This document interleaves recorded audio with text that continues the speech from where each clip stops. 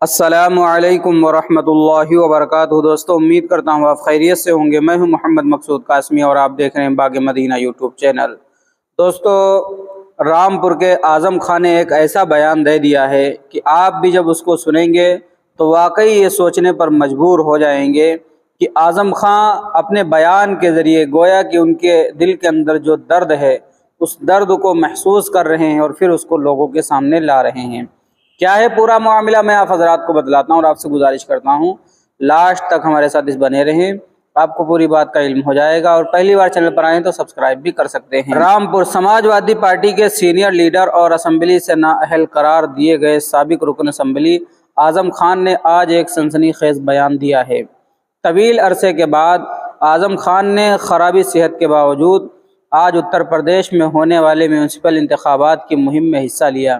انہوں نے سماجوادی پارٹی کی امیدوار فاطمہ جبی کی جانب سے انتخابی مہم چلائی، جو رامپور بلدیہ کے صدر کے عہدے کے لیے انتخاب لڑ رہی ہیں۔ اس موقع پر خطاب کرتے ہوئے اعظم خان نے اپنے سنسنی خیز تبصرے میں کہا کہ انہیں اپنی جان کا خوف ہے۔ انہوں نے خدشہ ظاہر کیا کہ انہیں بھی گینگسٹر اور سیاستدان عتیق احمد کی طرح گولی مار دی جائے گی۔ آپ مجھ سے اور ہمارے بچوں سے کیا چاہتے ہیں؟ کیا آپ چاہتے ہیں کہ کوئی آئے اور ہمارے سر میں گولی مار دے؟ انہوں نے کہا کہ نظام ہند کو بچاؤ اور قانون کو بچاؤ۔ ہم ووٹ دیں گے، یہ ہمارا پیدائشی حق ہے، لیکن وہ بھی ہم سے دوبارہ چھین لیا گیا ہے۔ اگر اسے تیسری بار چھین لیا جاتا ہے شاید ہمیں سانس لینے کا حق بھی نہیں رہے گا۔ اسمبلی سے انہیں نااہل قرار دینے کے معاملے کا بھی ذکر کیا۔ اس سے قبل اعظم خان رامپور صدر حلقے سے MLA منتخب ہوئے تھے۔ اپریل 2019 میں رامپور میں ہونے والے انتخابی مہم میں وزیر اعظم نریندر مودی اور UP کے چیف منسٹر یوگی آدتیہ ناتھ کے خلاف سنگین الزامات لگانے پر اعظم خان کے خلاف مقدمہ درج کیا گیا تھا اور بعد میں عدالت نے انہیں جیل کی سزا سنائی، جس کے فوری بعد ان کی اسمبلی کی رکنیت ختم کر دی گئی تھی۔